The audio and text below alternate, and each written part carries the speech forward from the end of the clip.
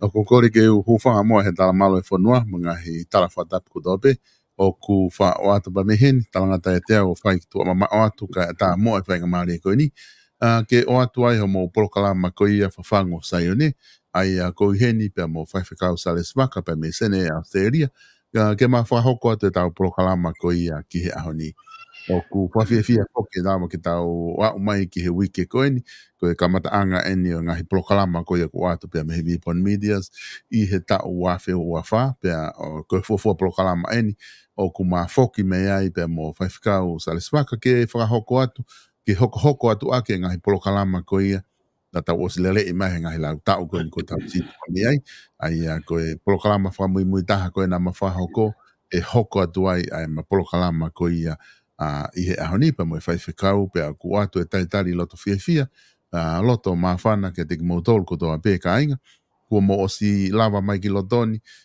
ke tau kamata whakataha i he POLOKALAMA FAFAFNGU SAIONE i he ahoni o tau hoko atu ai ki he toenga ko i ngahi POLOKALAMA e whakahoko atu i he tau koe ni wawhe ua wha.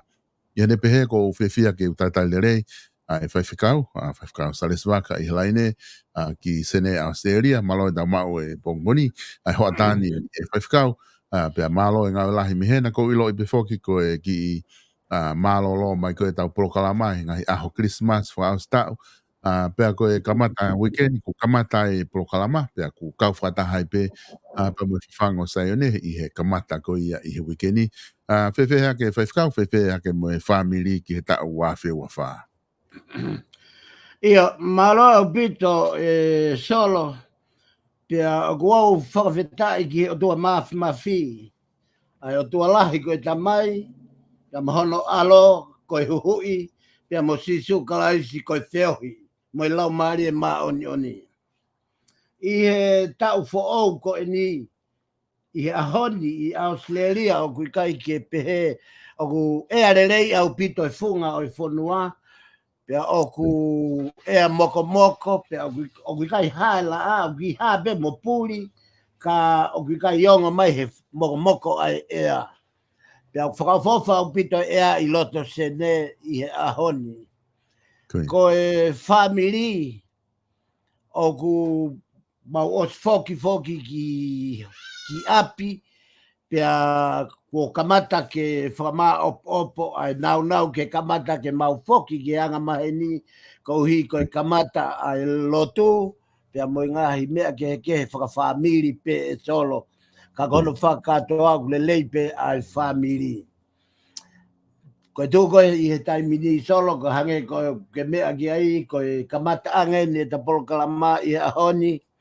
pia o ko whampe ke ugawe au ngā ke ki whainga maari ko ni ke whai ha whamalo lahi ka nau tolu ko toa pe I o pe nau whaahia a e ta polokalama whatawange na mauma o ha Christmas fia pia mo ha tau fo o monu ia I he whanonga na tau whai mai he mahina ko o si e solo kau whakafoki atu.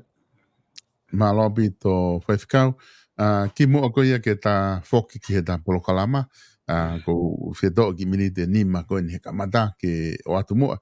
Ai tuunga ko ia o ku ta whaanga maheni bi foki polokalama ku ta ki wha update pe. Ngahi mea koko I ho tau whanua I donga.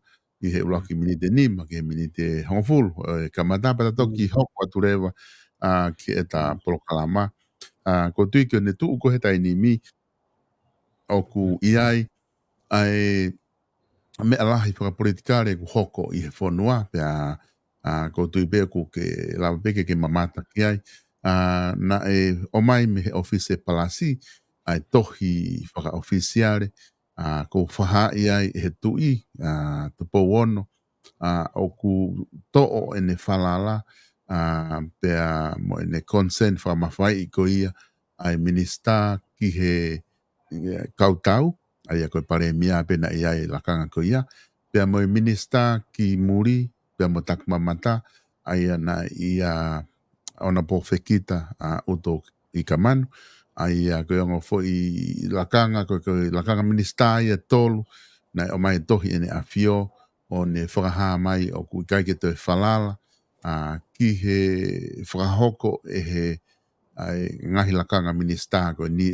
ki naua ko na iai ko pare mia pe mo fekita uto I kamano ai ko me ulo ki ia ko hono ua ko ostukumai e tari ai pure anga o na pehe o ku fare I ki na dole atenseniare o ko ke whakalao ai tohi ko ni ke pehe ke whakamalo I ngahi e kau minista pia oku e hoko atu pe na whengawe aki pia mo e minista ko ia o e kimuri pia mo e takmamata. Aia ko e tuu ko ia rewa oku takitaha rewa ai ongo mawhai pure lalahi ko ni I he tawhaaki. Tawhaaki ko e tuu mea preanga pe tawhaaki e kuia ni afio pia ku teke mahino ma rewa e whaiwhekau ko hai mea te tawa uki ai whanua I he tuunga ko ia ko tui kapau e ko hafu isi ulahi en ke ne afio ke hoha ki ai pe o atu e pure anga e nau tari e nau tu na do me ta fa ke taha o ku malava pe ke hanga hene afio o beteki fare area pe osi ai me pure anga ko ni ka ko me e hoko ka ku malava e u me ko ya o kapau e ke hoko atu e na takita halu e ngo ka hala pa pau e malava o whahano whalerei pe ko whamre more ki ene afio kai whalerei me au kukai ke fie maari e pe whinangalo lerei ki ai o kuia e tui e lava pe ke whalerei kai whae hoko atu whaiwhikau ko e tuunga e kuia ai pure anga o tonga I ahoni I tunga whapolitika re ko ke ilo he wholofola pe kuia ha o tala no he wholofola ka koe ha ho wakai me ta whaaki ko ia ai wholofola ke tuunga kui ai ono ngai e tau wafe wafa kamata pene wafe wafa Marau bedo solo ai whakalanga tānoa ke uhi ki he whangi I siu iki molahi koia o ku asi me ho tau whanua te o koutui o ku kau e ta polokalama he polokalama na e mama au pito e taimina ta mau whainga maari ke ta rea ke pure anga motonga. Ko hui he koe ngahi mea na ta lea aki o kui kai koe rea ia mi ho ta ata mai me o koe koe rea ia mi ho ta loto ka ko hui koe mau whakaha pe koe visone. Pea koe me pehe pe koe mau whakaha pe koha visone Ko se ka ia me o tua pe ko pau ke ikuna me ia ko ia. O kui kai tau o kai lau e ikuna ia me toko lahi, tau kai lau ia me he pāti. O ku lau ia me he fina ngalo o tua. Taka uhinga ia na ta whakatotonu ai e ta whaaki ki e whare, ki e taloni o e tui, aki o i kai koe uhinga ko ha ta whakapot fie potoi a e tui pe koe mea, kanata o atu hanga ton pe whekau ko uhi ke fina ngalo, pe a ki ai e tui pe koe mea mooni pe koe mea uloi. E solo ko ngahi palparema koe nā koe ta au ia, pe a mehe wafe hongo fulu. Koe. Pure anga whakatui, koe foi totonu kotoa ko ia kui e mawhai e tui. Koe ne au mai koe ke wafe hongo fulu, o ku hala lewa, a toi ala mai e tui ki e foi tapuak, pe koe foi executive koe na ne mau na osfoa ki e nima ki he kakai. Ta kui kai rewa ke ta ilo ai. Ae pepe e talu me iai mo longa ai fonua. Longa ai fonua toi huha ke grup koe ai ni koe nau tuu koe o toi whenga ke tau kawei ke tau foki ki e tuk fonua. Lola tonga ko iaku os whai ririu he tui ni ma. Pea koe supiesi pe ia atu po ni ma. Koe ne kaweinga meihe nai oange he otua ke taloni ke tui ai i tonga ke ne hanga whai ririu whakaporit kare. Pea koe uhinga ia kulongoa ai ahoni. Koe longa ai ahoni ko toi huha kai kulupu ke nau whenga ke tamdei. Ka tau foki be ki he foi pure anga whakatui. Solo koe ki longa ai nia e toi lahi ange. Pea e hanga he foi longa a koe ni o whakaata mama mai ka te tau tolu ai whahai ua e pure anga o au ke mawai ua e whanua o au foki ki he mawai ua ai kau hou eiki o au foki ki he more ai mawhai pani o e tui. Tau whakaampe solo ke ua na hoko e mea ko ia. Koe ahoni koe mamafa o tonga o totonu ke i he kautaki lodu. O kui kai koe mamafa o tonga ia he ahoni koe pure anga.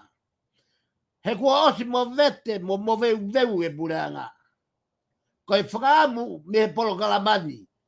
O kui ai ha kau palofita i tonga. O kui ai ha kau mau whakaha i tonga. O kui ai ha ni i kua lea o tua ki ai ke na wo lea ke tui, lea ke pare mia, lea ke pureanga, lea ke kabineti, mo e whare area, mo e whakamauanga. O kui ai e kakai ia kua spani e o tua. Kau kai ke nau te lava na tolo lea he taimin. Solo, koe tuunga kona kui ai e whanua i he taimini, kono tāna tuunga i ena ai mawaiua me wafi honga fulu. Ko hi ko pipiki ai ni ihi ai na nau toi whenga ke whakamau i hake.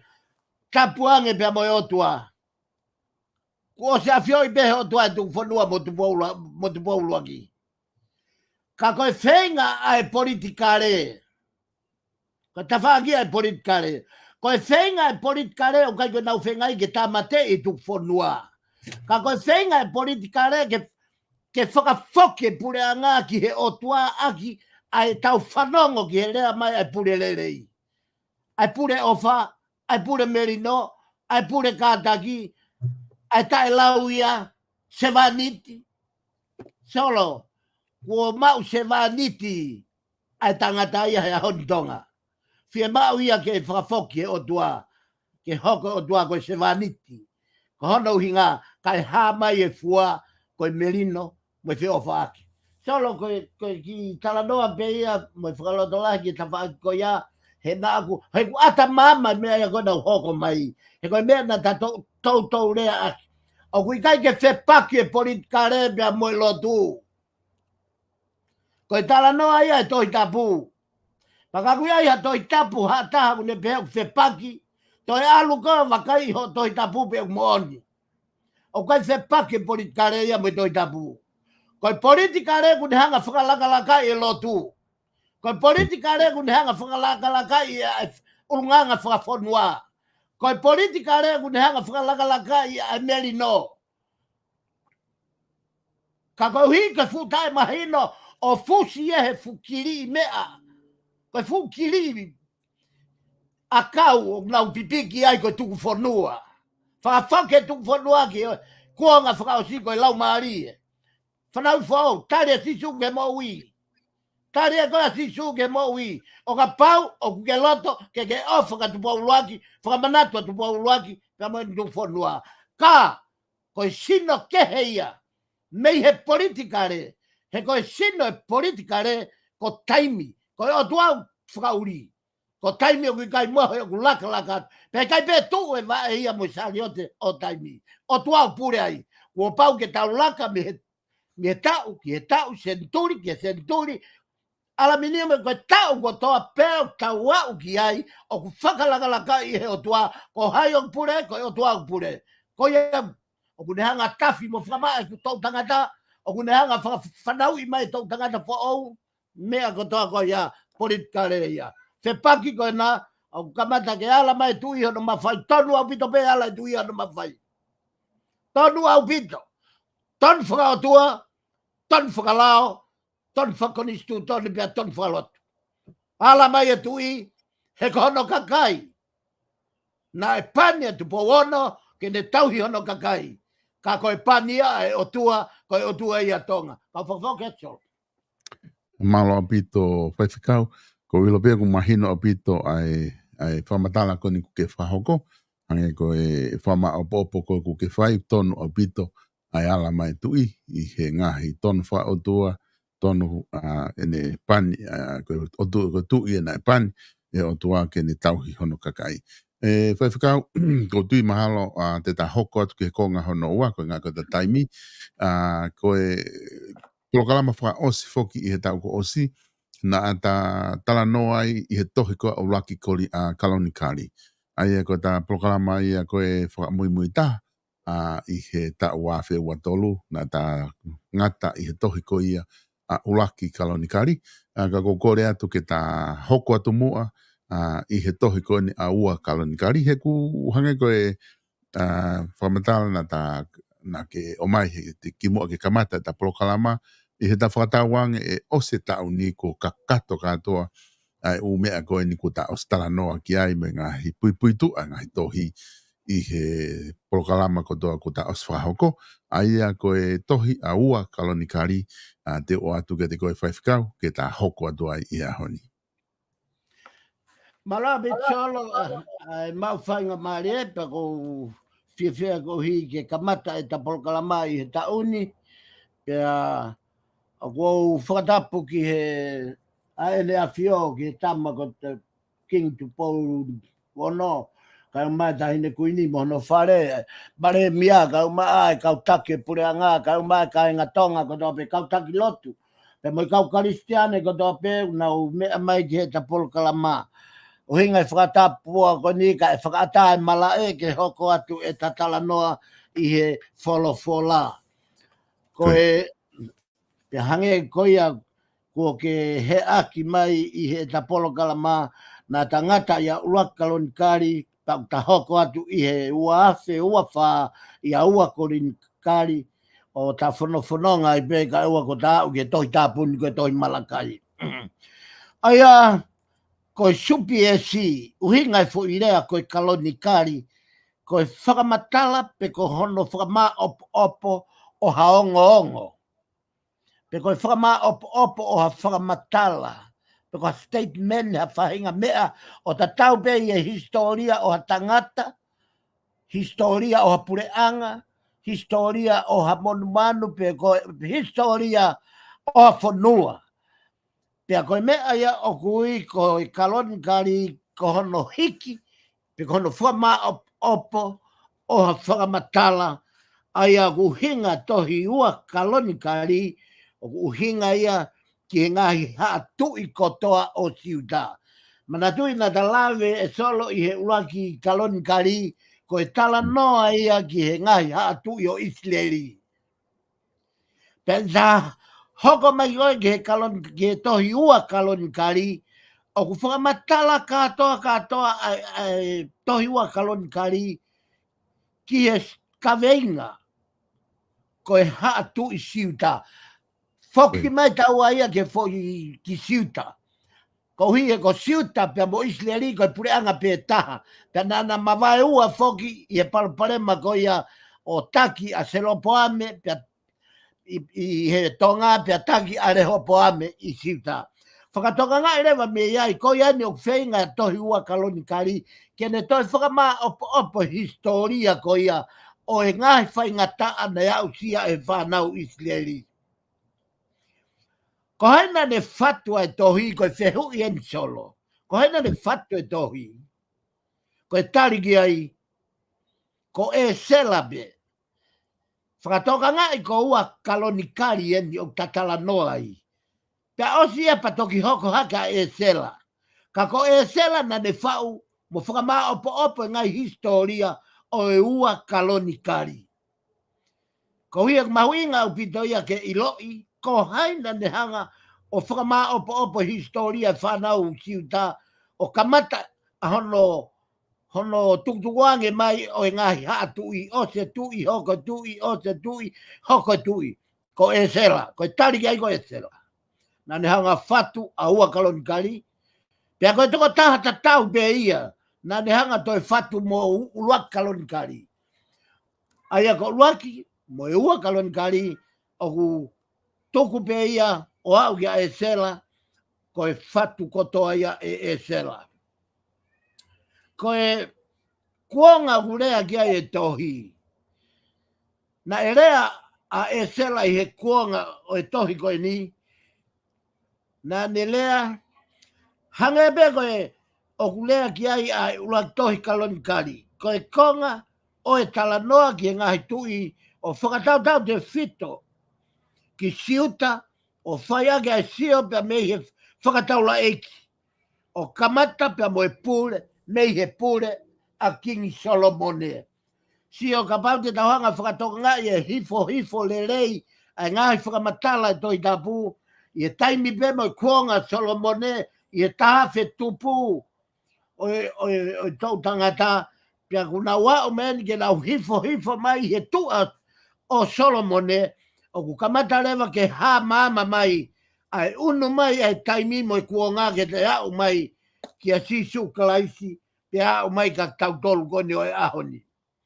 He koe kuonga koni na rea ki ai mo e whau e tohi koni e se la na e whau ia hiva fitu noa ki he nima tolu walu ka ma. Aia koe whi waha tau koe ni na e kamatai e ngaue a e sela ki he tohi koe ia a luaki pia mo e ua kaloni kari.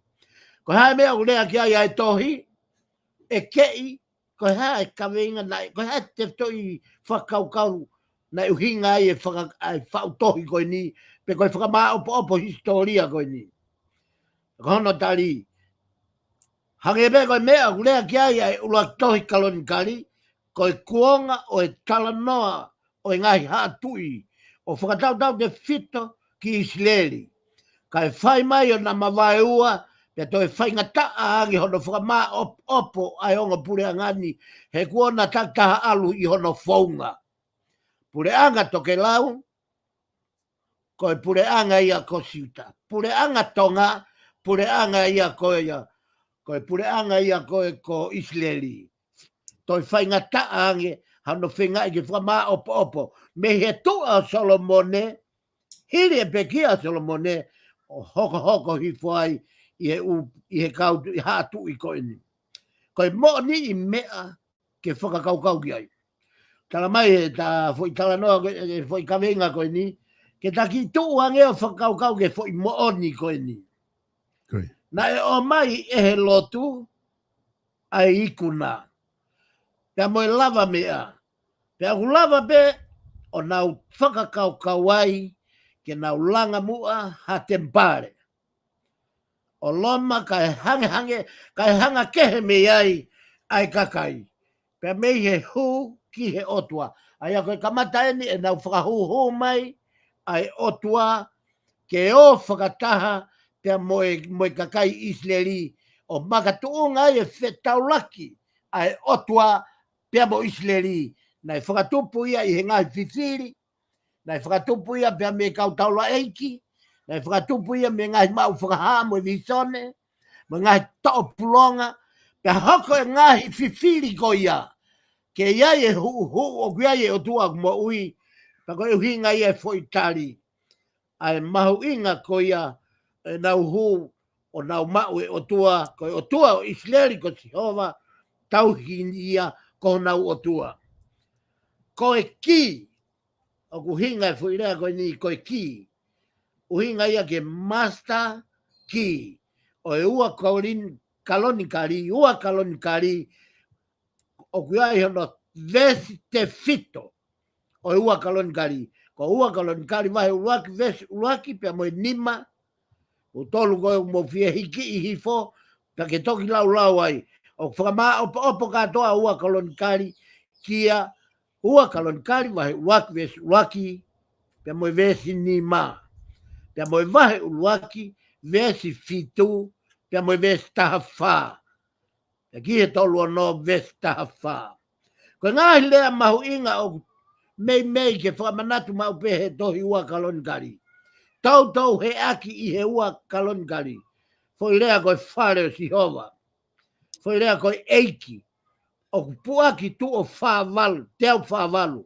Ka mahino lewa o kia mahu inga o e whare o Sihova, koe a whio anga o e eiki, tu o teo whangafulu māwalu i e doidabu. Foi lea koe kumi ai eiki. Tuo lahi au pito hana tau ngau e aki e ua kalonikari. Tuo lahi ai tau ngau e aki foi lea koe taula eiki. Pea o whiunga ia mo foi taula eiki e malu ngofulu. Hana tau pu aki mo he aki e ua kalonikari. Koe ngai tui o siuta. Te ta aluhifo eni ki hano ki vete whakaiki ki ange ko hana uhi ngā kai te talue mo ngai whakamoni. Ko ngai tui o siuta, ko mauia pia mei he, mauia me tohi ko ia ua kalonikari vai hongo fulu vesula ke tolono, pe ko ngai sio whakaiki ki eni ki ai. Ko tau e whango fulu ai pure a Solomone. E solo, o mahuinga o pito ke tau mahinoi, na e whiunga heka a Solomone talo ni mo e tau e whango fulu. Si o whamatala mama pehe tohi tapuia mea kotoa. Pe aku hoko ai koe tohi kalonikari, ke hiki mo whakama opo, ai historia e tohi tapu, ke oua nā toi lava, ke lohi aki ki tau tolo e hakakai, moha toka adeline, moha atamai whakaitangata. Koe tau e whango fulu e pore a Solomone, mau kotoa ia ua kalonikari vahe ulak vesu ulak e hiwa. Ko ulak visone a Solomone ki he otua pia mo ene whiri whakapoto. Mau ia ua kalonikari vahe ulak vesu ulak i ke fitu. Ka pau te ke lawa ua kalonikari vahe ulak vesu fitu whakamatala ia ki ngā he kamar ke visone koe a Solomone o ne kore ai ki he otua ai poto. Pea mau katoa ia ua kalonikari vai ulak ves fitu. Ko e langa o e tempare e Solomone, ka ke fia ilo ki ai mau ia i he vahe ua ves ulak i ke wha. Ko e whakatapui o e tempare, hiri hono langa e tempare, ko e whakatapui o e tempare, ko e malanga a Solomone, pea moene lotu, pea moene visone, tu ua ki he otua. Mau ia i he vahe ni ua kalonikari vai nima ves ulak e fitu. Ko e lahi o Solomone, mo hono koloa ia, mo hono ngongoa, mo e poto, mo e lahi hono hau, ko ene o au foki he ene pekia. Katoa ngahi tāpuak ko ia.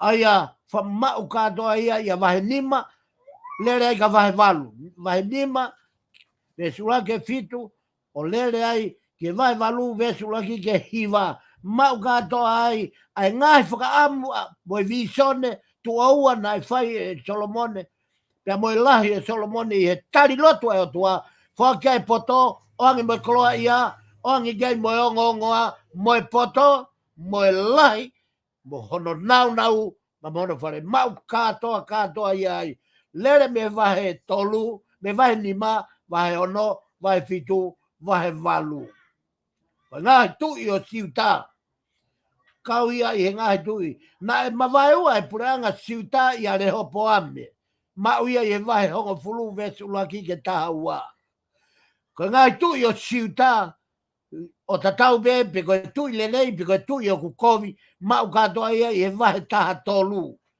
vesi ulo aki ke tolu ni ma ko whanongo a kid koresi ko tu yo pesia ke whakafoki e ne mau e mawhai me o doa ke whakafoki I e tutune o doa ke alo whakafoki ai whanau a Israeli ki Jerusalema. Mau ia e vai tolu anō vesi ua o lele ai ki e vai tolu fitu I e vesi ua tolu. Ko ngahi mea maari, ta ki tuu ai solo ka ta hanga whakatoka ngai, ai ngahi mea ko toa pe o ne hanga o mai, ko ngahi mea maari mau inga, ko hike ta tuu ai o whakau kau ki ai. Ko ngahi kuonga e nima, ko ngahi kuonga e nima o e whakafo ou pe ko e whakaake ake. Maari e solo, ko e foi, ka matai ni ke hopa mai e foi palpare mai mawaiwa, ke talanoa ki e ngahi haa tui koe ni koe na e tupunga ai mawai ua e pureanga. Aia, pia hoko mai ai ngahi haa tui o nauhanga o toi whakamaa opo mo whakaake ake. Aia, na e kamata ia King Asa. Ma uia he vai tāni ma vesulagi ke tahiwa. Ua ko King si hosa fate. Ma uia he vai tā fitu vesi ono ke hongo fulu. Hoko atua ia King si hoiata. Ko e taula eki mo King siaosi.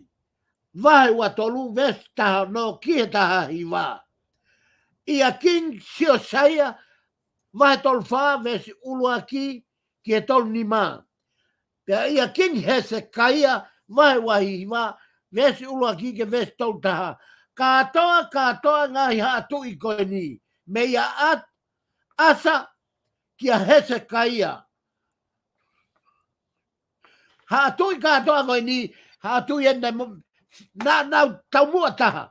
Whenga ke whakawhao e pureanga, pia toi whakaake e pureanga. Hiri, me fu mo veu lahi ko ia, aena e hauhawa e o tua, o taki pia veteki pia hloke a mo e tempare, a veagi nau tolu. Katoa ngai ha tui koe ni, na nau hoko mai, I hono whenga ke whakawhao e whanua, pe kai ngatai, kai toi whakaake foki, ai mo ui whakalau maari ai whanua, kala noa ia ki siuta mo Israeli. Kai taha ko ikona, ne omi e he lotu. Ta foki mai eni ke ngai hatu I e nau whakaake whai, kai nau foki mai eni e whamatala ko ia aua korinto, aua kalonkari, ko e whamatala ki e kuna ne o mai e he lotu. Nai hoko katoa ngai ngawe nai whai ngai hatu I koe ni o tokoni lahi ai lotu, mo e mafi e lotu, mo e iwi e lotu, ke ne hanga o teke atu e te volo, mo e whiri, mo e kau whakawhiri, mo nau toku anga tuu, ka nau fusi mai ki e mālohi mo e lau maari o tua, ke whai ai fo iui ko ia, ko e langa e ao se salema, ka mohono langa e tempare, I se sarema. Pe koe uhinga ia foi kaweinga ko ia, ko I ikuna ne o mai e he lotu. Pe koe mahuinga ia. Katoa ko ia, fon katoa pe ia he upotoi, I e tohi ua kalonkari.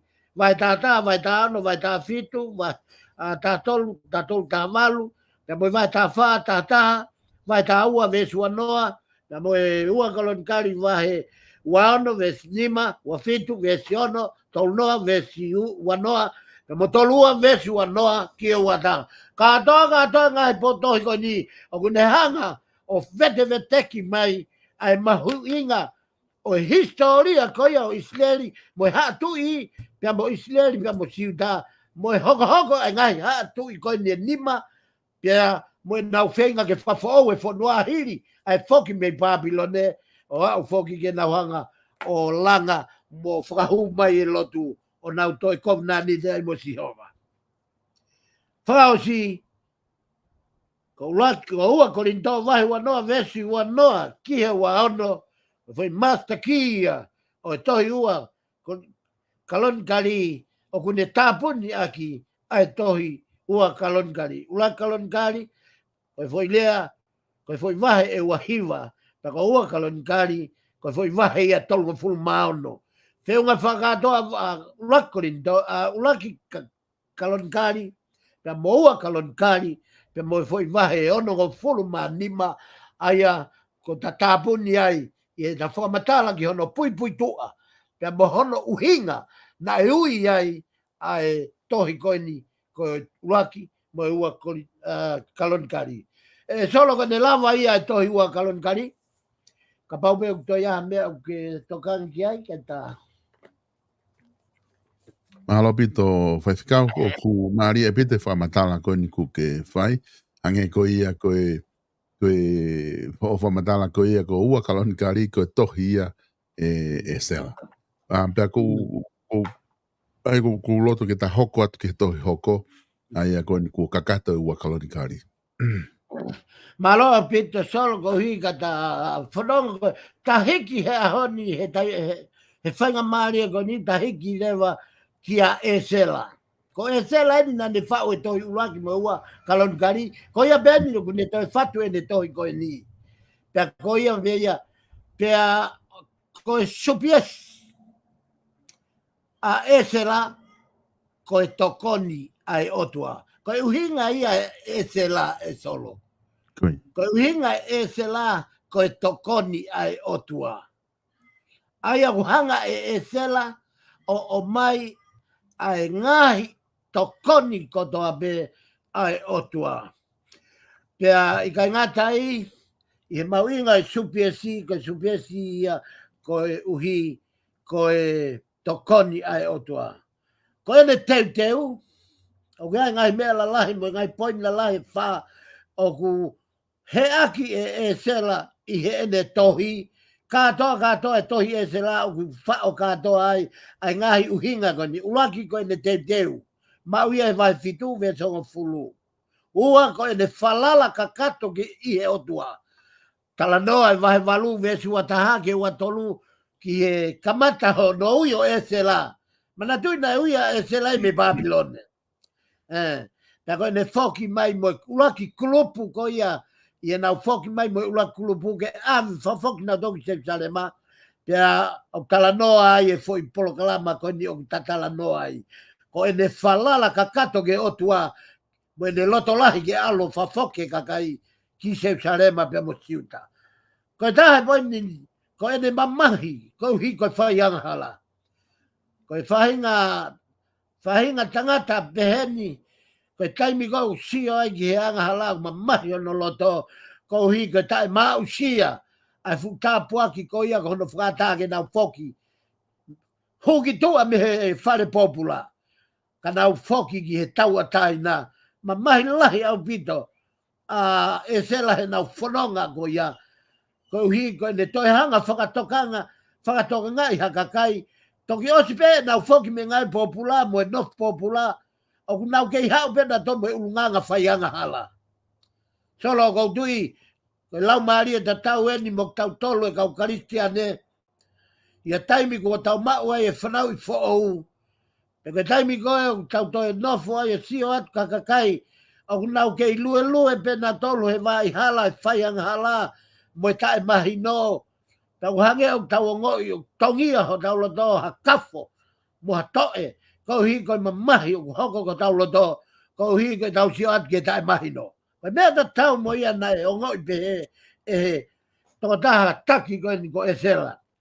Koe taha koe whaunga na ne liliu aki, ai ngahi mea hala ko toa pe, ke hoko ko ngahi mea tonu. Maari e foi kawenga whakaosi e ne tau mua ngau e supiasi koe ke ne tokanga ke tonaki ai otua, koe pehe e sela na ne hanga o mai e ne whaunga peia a ana. O whenga i ke liriu i aki ai kakai whaianga hala, lolotonga e nau fononga. Pea koe ngahi anga hala ko toa pena nau fai. Nei kai ke ne hanga valoki ki nau toka na ne oange faunga ke nau fai. Ke whakafoki aki ki nau toka ke mea ke nau fai mea tonu. Mau katoa e whamatala ko ia. Ie vai honga fulu vesi.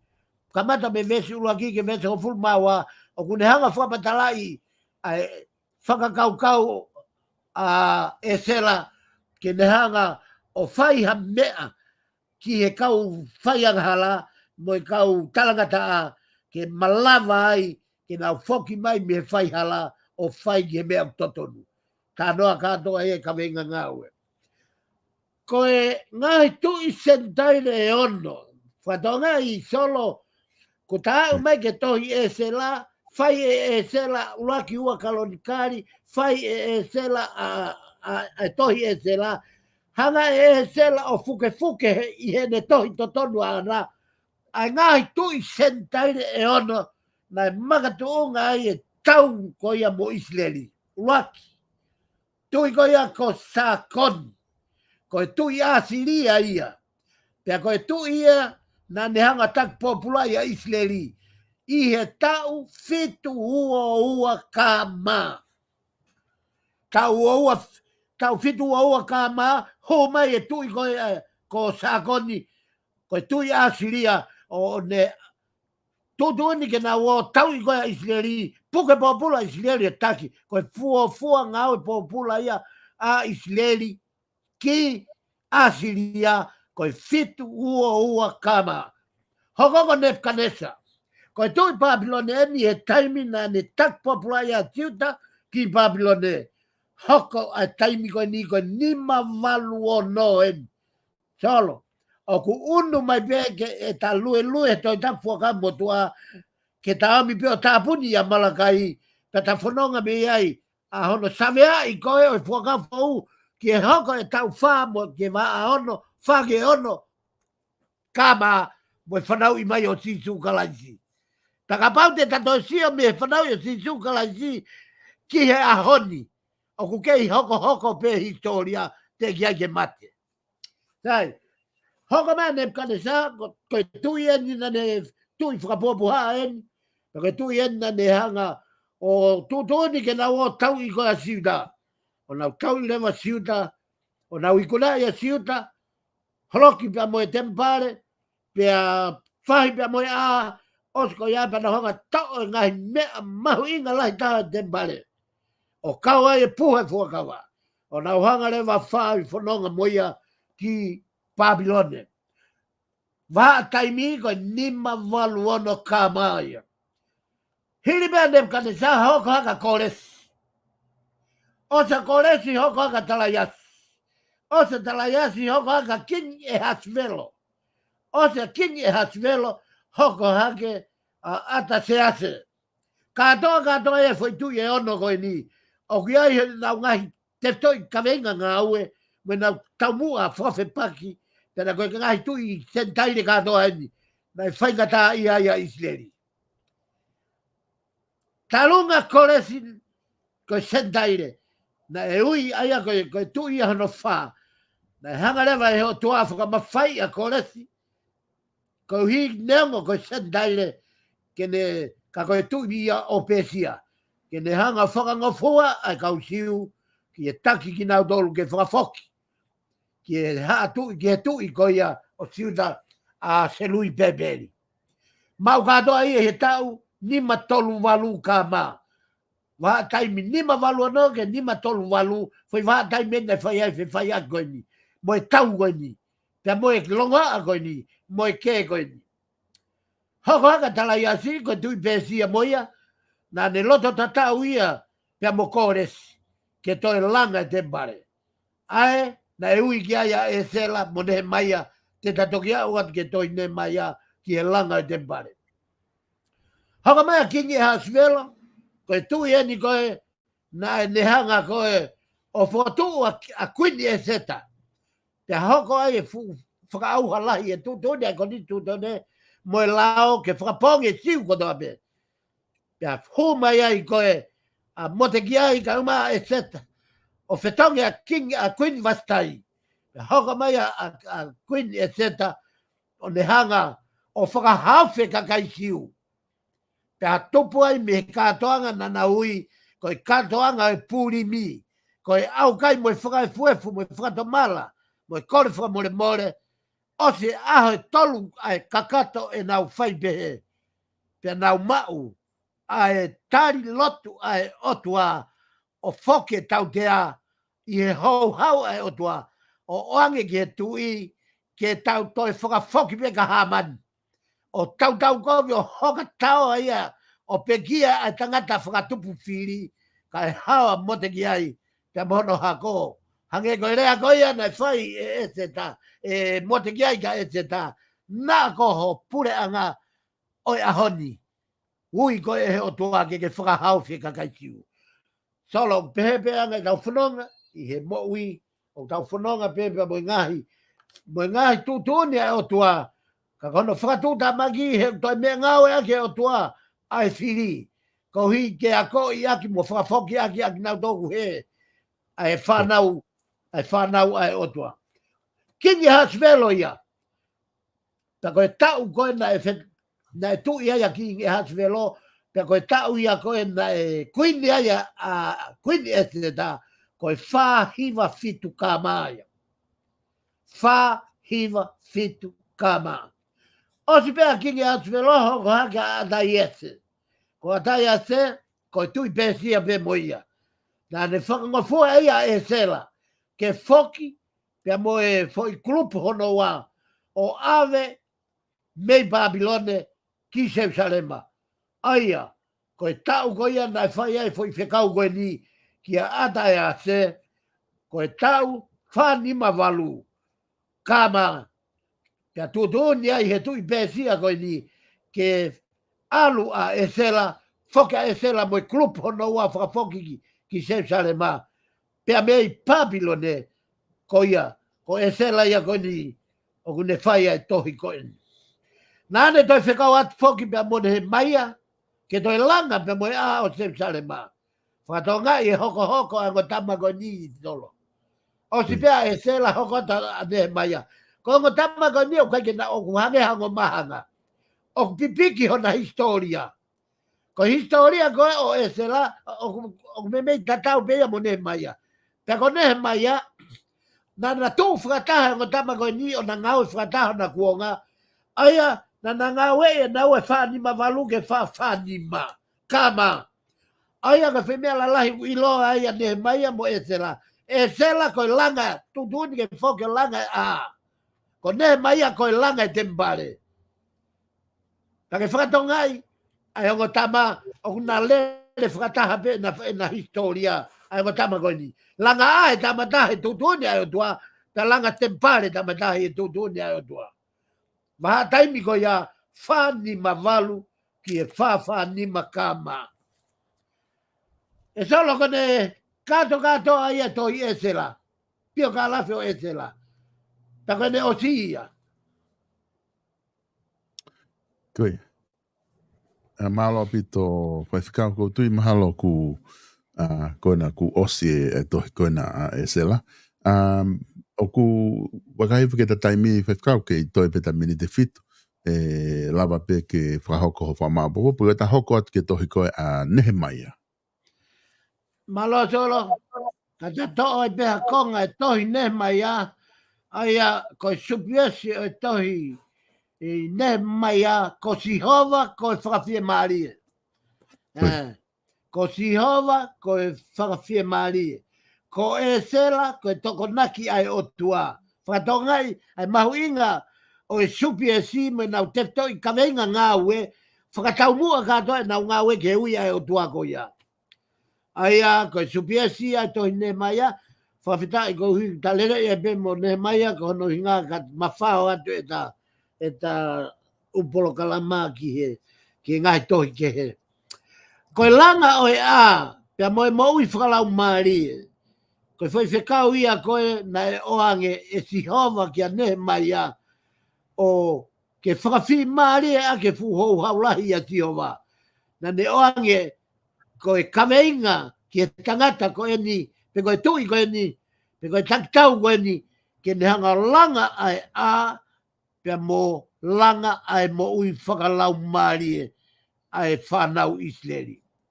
Ko haina ne whatu e tohi, ko e sela, ko ne maia, na ne whatu a e ne tohi. Whatu pe, mana tui ko e sela, pe mo uraki ua kaloni kari, ka ko ne maia pe na ne hanga whatu a e ne tohi.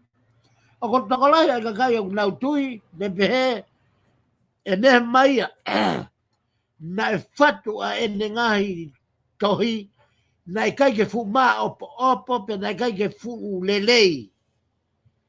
Pe na ne kore to koni kia e sela ke fu ma opo wange e ne gahi tohi. Aia koe fu i supiasi maari e ni solo, koe toko taha koe na ne fatu e ne tohi na ki mo vete vete.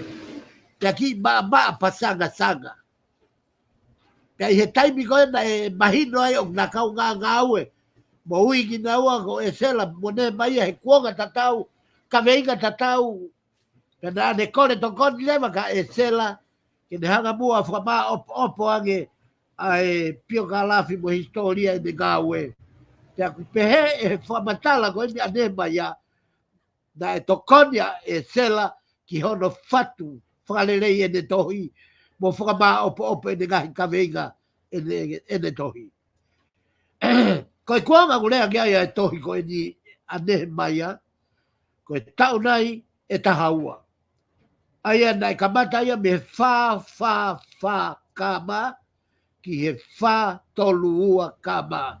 Foi tau e tahaua koe ia, na e peisi ai, pe na e loto ai, ai mahu inga, oi fau tohi koe ni, oi fau historia koe ni, lolotonga peo kei lau maari le leia ane maia.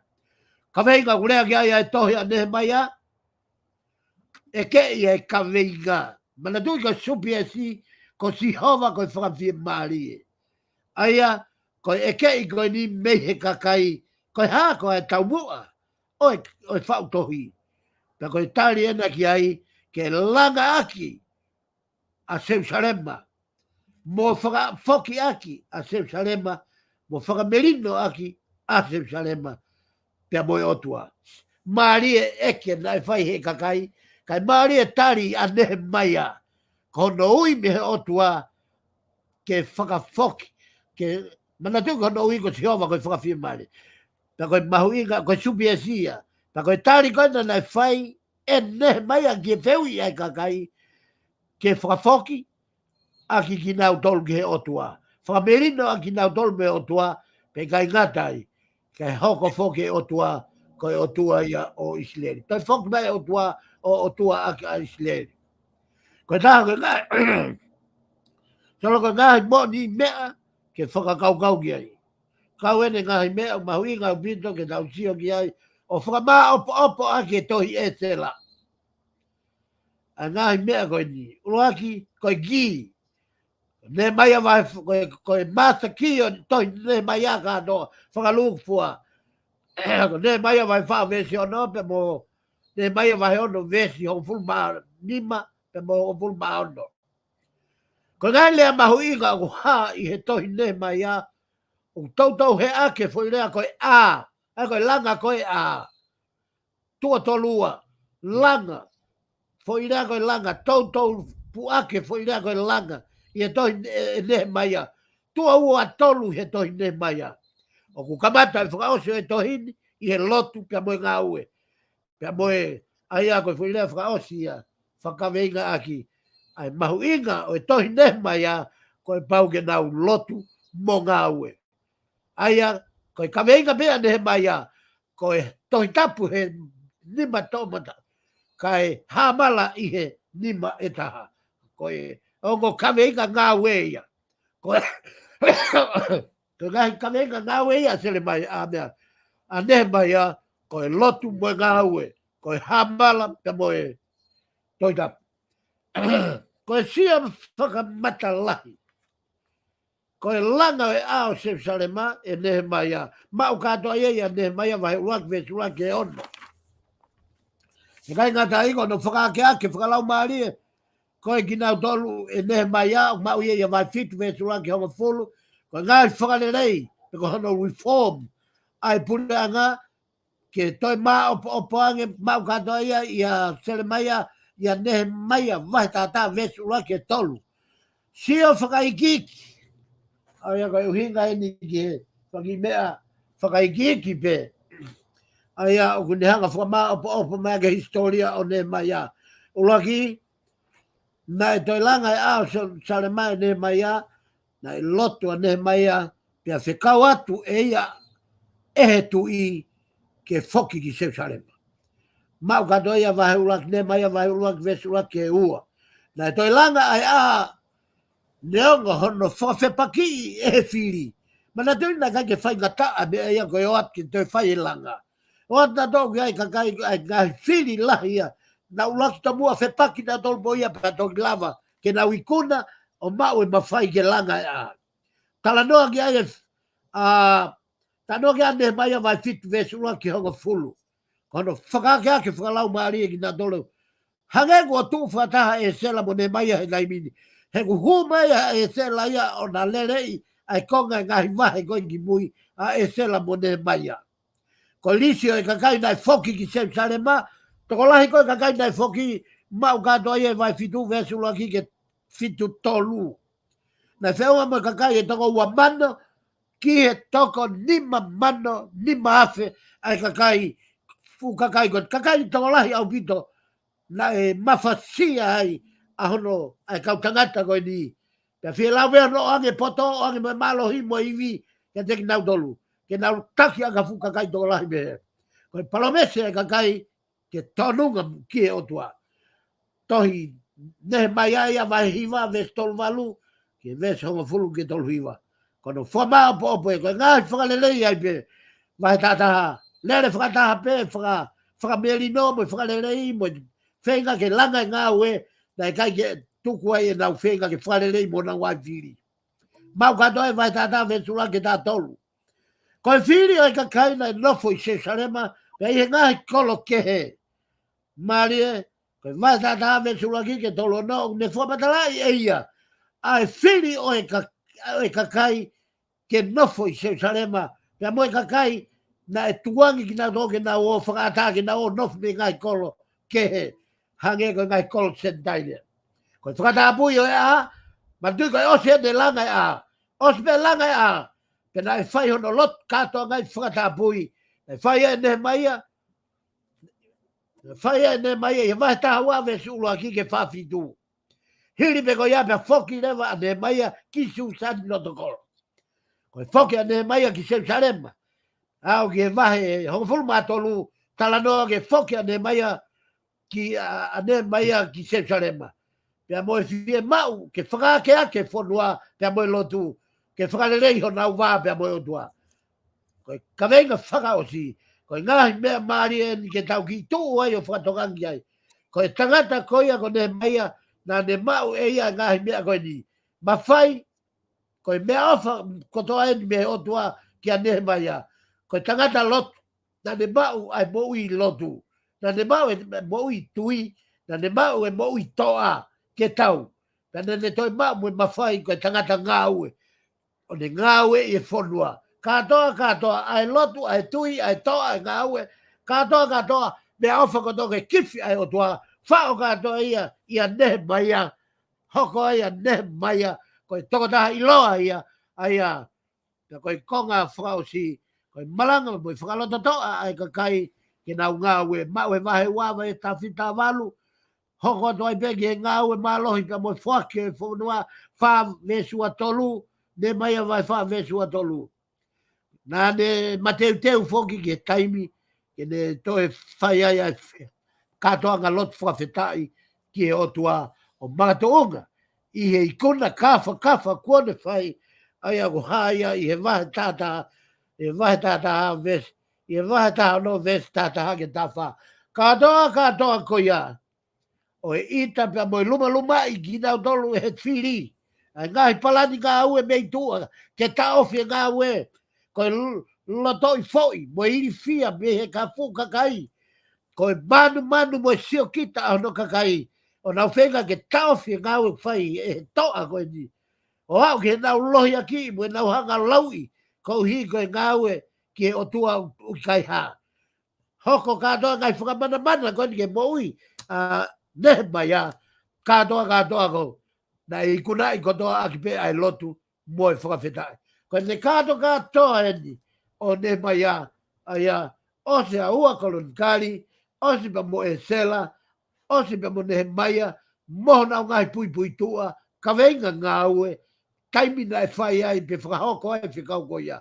Solo malo pito ko ka kato e ta potohi I he tolu I he ahoni ka whafoki atu.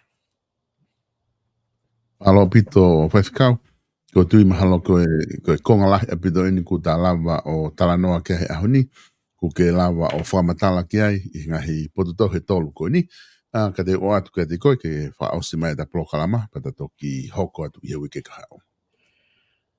Malo pito solo ko ki mea whaosi pe ko whamalo atu ka motolu ko ta pe kaunga kaistiane, kaunga lotu, ko e kore pia me polokalama koe ni.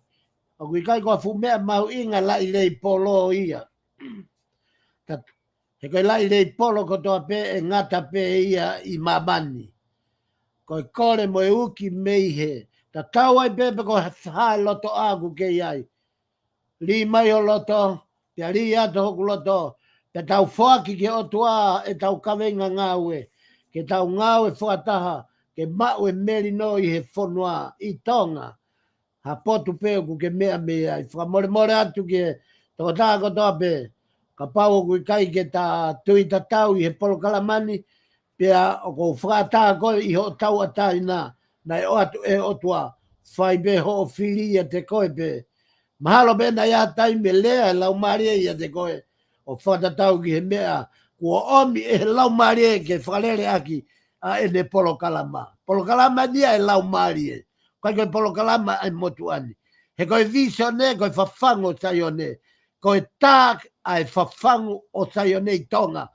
Pea koe kaweinga na e tā ai, koe whakarerei lotu. Pea koe ku tala noa, ko tala noa pe I he toi tapu mo e whakarerei loto. Whakarerei loto, whakarerei lotu, whakarerei mo ui. Ko rea tu whamalo atu ka motol ko tope, o mea mai e polokalama, o malo atu ke solo, o whake tapu e kina ho polokalama, a ho radio, I e tau whau koe ni. Pea ke tau lava rewa, ke tau mau e iwi, mo e malohi, mo I kuna me o toa, hoko atoa ki hono whamerino e whonua, kai umaa whoki a mamani katoa.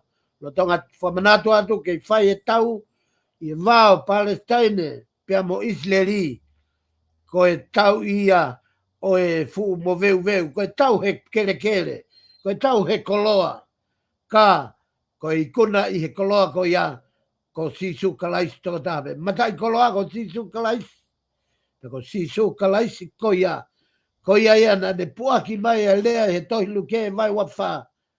Mo ngawe a ke koloa ka ke whakatupu ai. Hana o whai ki motolu he kakai. Aku magatonga uhinga whakafilosofia titu. Ka tau ngawe a ke koloa ka. Ko koloa ko tō pei mamani ko koloa ka ia. Ai paa ngā, ko koloa ka. Ai whare, ko koloa ka. Ai api, ko koloa ka. Ko he hāpea koloa I mamani, koloa ka ia. Tala mai sisu, I ho whaita tonu he koloa mamani, I he koloa ka. E tupu e no o whai koe he tamai he mani. Ko hi, o ka ne whalalaka koe, o atu e ne koloa mo ni koe tauhi, o e laumari o e tangata, pia teke whaita tonu he kuke o whai koe I he koloa ka. Whatawangi, ke tau mau ha polokalama whalau maria I a honi, kamata ke tau polokalama, ke tau whanonga whai pehe, solo ko whamalo atu, ko whafoki atu, ai taimi kia te koe, malo au pito, ai mea mai, kamo mea. Malo o pito whaifkau. Malo o lahi e doi be kau ngā whamalo ba me whaifkau ka ki mo dolu, mo mui mai he tau polokalama, tau toki whilo ngā ke taim ta tau be o e wike ka hau, ka mo mea. Malo solo.